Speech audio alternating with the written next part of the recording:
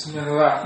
Qala al-mu'allif rahimahullah an Abdullah bin Umar radhiyallahu anhu anna Rasulullah sallallahu alaihi wasallam qala man jaa'a minkum al-jum'ata falyaghtasil.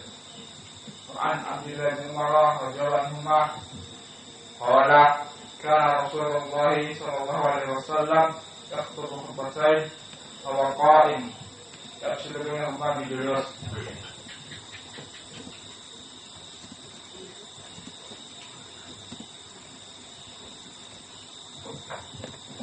Bismillah qala al-mu'allif rahimahullah ta'ala an Abdullah bin Umar radhiyallahu anhuma anna Rasulullah sallallahu alaihi wasallam man jaa'a minkum al-jum'ah falyaghtasil. An Jabir bin Abdullah kana Rasulullah sallallahu alaihi wasallam yakhutubu khutbatain wa huwa qa'imun yafsilu bainahuma bi julusin.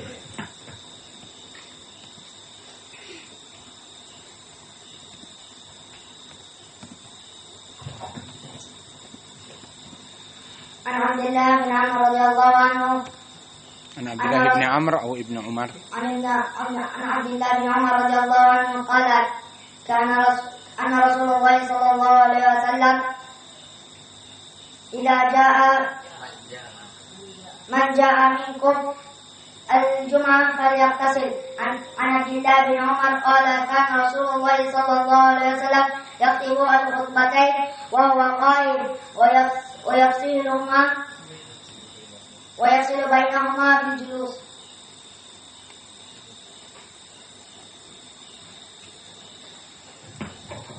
Bismillahirrahmanirrahim. Qala al-mu'allif rahimahullah ta'ala an Abdullah bin Umar radhiyallahu anhuma anna Rasulullah sallallahu alaihi wasallam qala man jaa'a minkumul jum'ata falyaghtasil. Wa anhu radhiyallahu anhuma qala kana Rasulullah sallallahu alaihi wasallam yaktubu khutbataini wa huwa qa'iman wa yafsilu bainahuma bi julusin.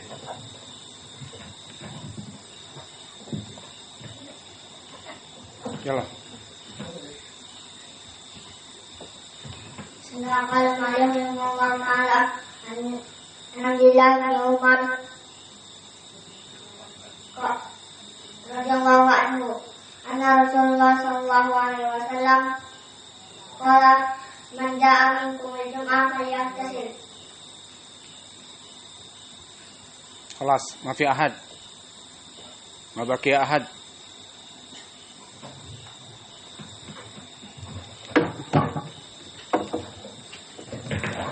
Manusia-manusia yang menghafal dan manusia-manusia yang mengamalkan dan mengajarkan dan mendakwahkan agama ini. Seperti Abu Hurairah. Abu Hurairah dijadikan oleh Allah alat untuk menghafal. Maka dia menghafal dari doa Nabi, maka 5.740 hadis dihafal. Dan ini sesuai dengan penjagaan Allah kepada agama. Kalau tadi di dalam surat Al-Hijr nasnya dijaga, juga dijaga dengan rijal. Ada orang-orang yang menghafal, mengamalkan dan mendakwahkan. Seperti di dalam hadis yang mutawatir datang dari sekitar 12 sahabat yang derajatnya mutawatir tidak ragu lagi. Berkata Rasulullah sallallahu alaihi wasallam muttafaqun alaih dari Imran ibn Husain dan yang lainnya, la tazalu ta'ifatun min ummati dhahirina al-haqq la yadurruhum man khalafahum wa khadalahum ila yaumil qiyamah wa hum dhahirun. Akan ada eksis, bukan eksis lawannya Telkomsel, tapi eksis BI. Maknanya akan selalu ada dan terus menerus, forever. Hamba-hamba Allah suatu kelompok yang Allah jadikan mereka menjaga agama ini. Fi kulli zamanin, fi kulli makan, anytime, anywhere mereka pasti ada. Zaman dulu, di zaman para sahabat, ada Abu Hurairah, bagian menghafal hadis. Ada Abdullah bin Amr bin As, bagian menulis hadis. Ada Umar bin Khattab, ada Abu Bakar, ada Utsman, ada Ali, mempunyai bagian-bagian tertentu menjaga khilafah Nabi. Maka inilah Taifah al-Mansurah. Setiap generasi akan ada yang menjaga agama ini. Dan begitu pun in this time, di generasi kita. And next generation, di generasi yang akan datang, until sampai kepada the doomsday, hari kiamat, maka semuanya akan ada yang menjaga agama ini. Maka dari yang jelas yang menjaga agama ini di zaman kita, terutama guru-guru kita, Al-Imam Ibn Baz, Al-Imam Ibn Utsaimin yang sudah meninggal saja, Al-Imam Muqbil Al-Wadi'i, Al-Imam Al-Albani. Mereka ulama yang menjaga agama ini, terutama dua muhadis ini yang paling menonjol. Karena mereka yang menjaga hadis-hadis Nabi. Al-Albani rahimahullah menyelamatkan hadis-hadis Nabi dan menyebarkannya, dan menyebarkan sehingga hadis-hadis yang tidak diketahui jadi diketahui. Begitupun Syekh kami Muqbil.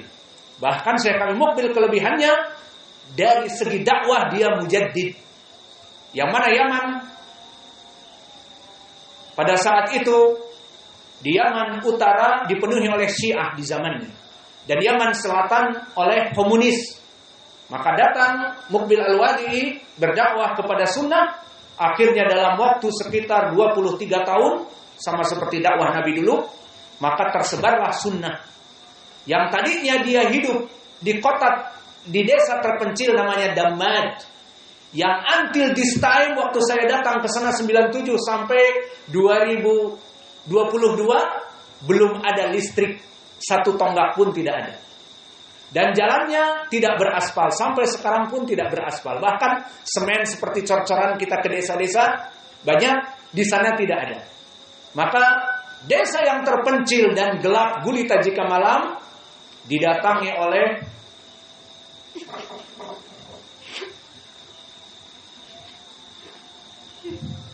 Allah, semoga Allah merahmati dia dan memasukkan dia kepada surga.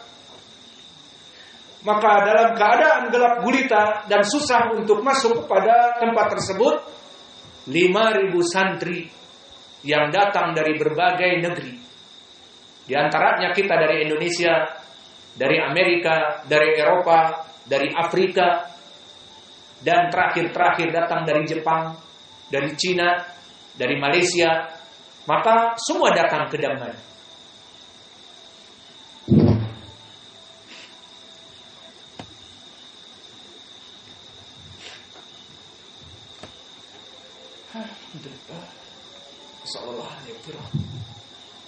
Maka kembali kepada Abu Hurairah, dia menghafal hadis yang banyak tadi, yang mana tujuannya adalah Allah jadikan dia sebagai penjaga gawang dari para sahabat yang menghafal hadis-hadis Nabi.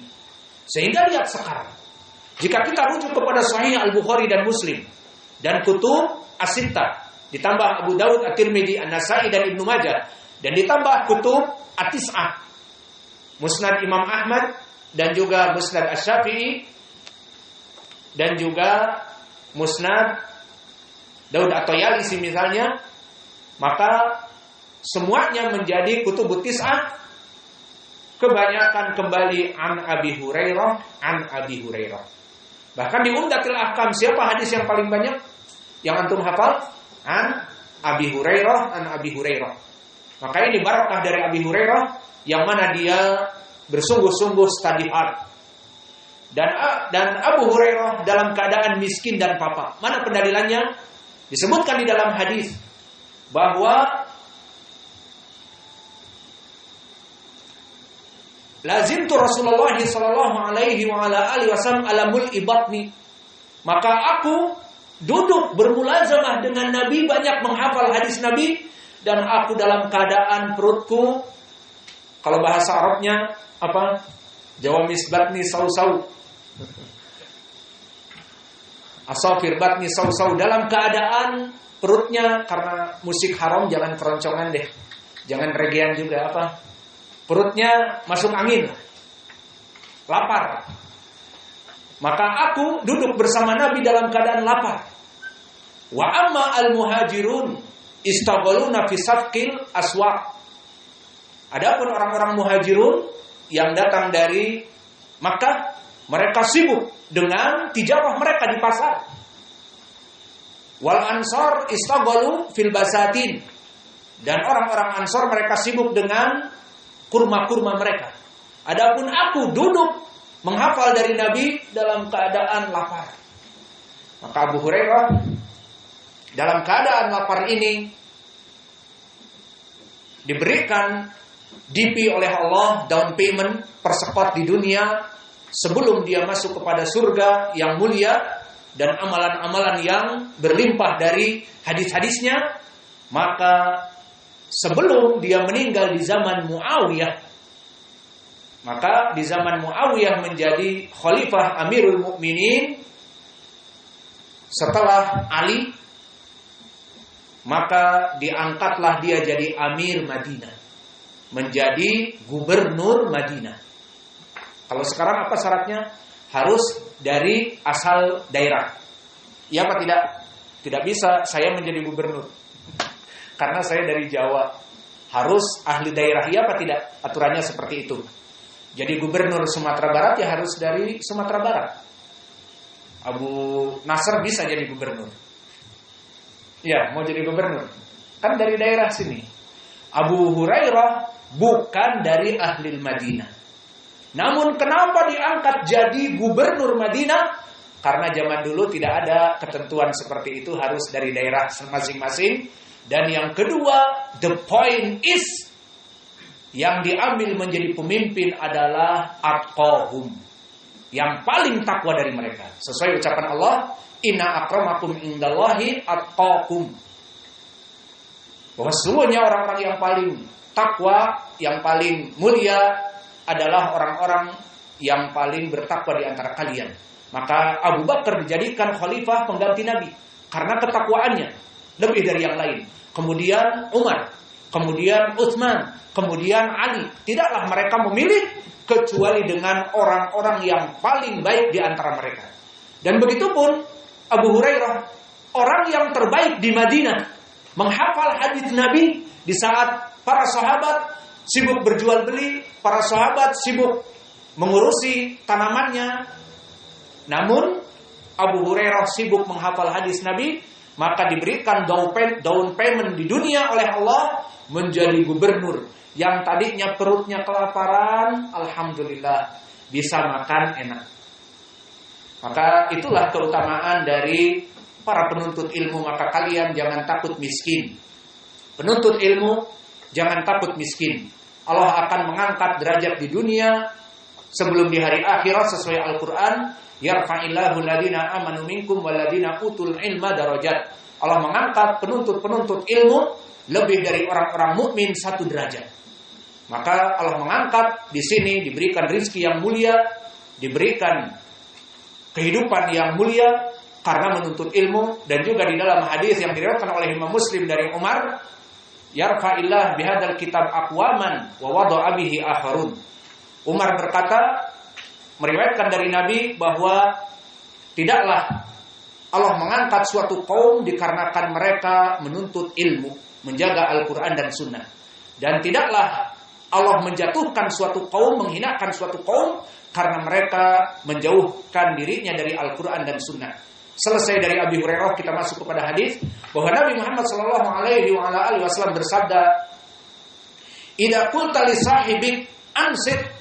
Jika kamu di hari Jumat berkata kepada saudaramu, "Hei, diam." Maka dikatakan oleh Nabi, "Yaumul Jumu'ah wal imamu yaktub."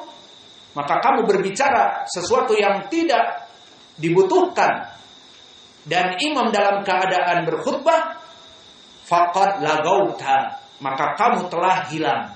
Apa yang kamu dapatkan dari pahala mendengarkan khutbah dan mendapatkan pahala salat Jumat hilang. Maka di sini menjadi pendalilan bagi kita. Pertama, ijma dinukilkan oleh Imam Ibnu Abdul Bar tentang tidak bolehnya seseorang dalam keadaan salat Jumat dan imam berkhutbah dan dia dalam keadaan berbicara. Maka dinukilkan ijma wujubul insat, wajib untuk diam dan mendengar ceramah. Di sana di pojok ada yang terlalu diam. Siapa tuh? Yang terlalu diam akhirnya khusyuk dengan diamnya.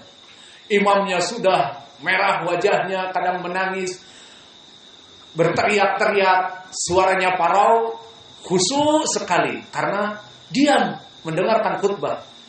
Terlalu ekstrim diamnya, akhirnya tidak bergeming, maknanya ketiduran. Maka ini pun tidak masuk kepada fas'au ila dzikrillah wa darul bai'. Maka segeralah ke masjid mendengar ceramah dan tinggalkan jual beli. Kekhusyuannya di sini terlalu ekstrim sehingga dia tidak mendapatkan juga apa-apa. Maka jika ada saudara kita yang mengantuk, dibangunkan. Jika ada saudara kita yang tidur dibangunkan. Maka agar mendapatkan pahala dan mendapatkan zikr. Maka di sini juga menjadi pendalilan diharamkannya berbicara tanpa dibutuhkan. Lalu bagaimana anak-anak pada berisik di sebelah saya? Maka saya semua mengatakan, diam. Yang kanan, diam. Ya batal sesuai dengan hadis ini. Maka disinilah kenapa tadi disyariatkan kepada imam untuk berbicara seperti berbicara kepada Sulaik al-Ghatafani. Apakah kamu sudah sholat 2 rakaat? Tadi Nabi berkata demikian. Begitupun di sini.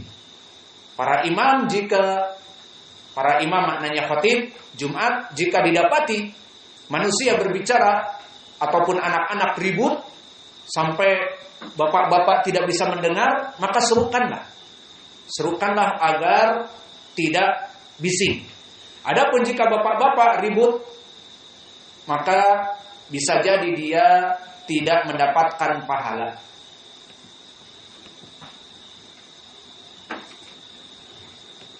Maka mungkin ini yang bisa kita berikan dari pembahasan 2 hadis. Hadis yang pertama dari Jabir bin Abdullah, hadis yang kedua dari Abi Hurairah. Kita cek coba siapa yang paham di pelajaran. Indak ya Sa'ad. Hadis pertama dari siapa? Move. Jangan lihat. Apa maknanya? Maknanya saja kalau tidak hafal. Nah, kan? Hadis kedua maknanya kan? Indak ya yang nunduk-nunduk takut ditanya. Indak ya man? Indak kanta Nasr. Hadis pertama sudah baca tunduk-tunduk. Dari siapa hadis pertama? Jabir. Maknanya saja apa? Jangan lihat. Salat 2 rakaat, salat fajar 2 rakaat gitu. Setelah salat Jumat. Parah lagi nih fikihnya. Enak ya Hudzaifah. Kau ketawanya paling tinggi, berarti harus bisa jawab. Hadis pertama. Hadis pertama hadis siapa? Jabir. Tentang apa? Tahiyatul masjid. Siapa sahabatnya? Jabir tadi. Siapa sahabat itu yang masuk namanya? Tidak paham. Baik, udah benar jawabannya Sulaik al-Ghatafani, cuman sudah benar jawabannya. Hadis yang kedua tentang dari siapa sahabatnya? Tentang permasalahan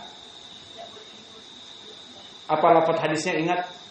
Idza qulta li sahibik ansir faqad lagauta. Jika kamu berkata kepada sahabat kamu diam, maka telah hilang pahala kamu. Wa naktafi ila huna wa jazakumullahu khaira wa barakallahu fi ilmikum.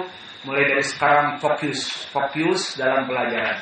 Tidak badannya di masjid tapi pikirannya galau.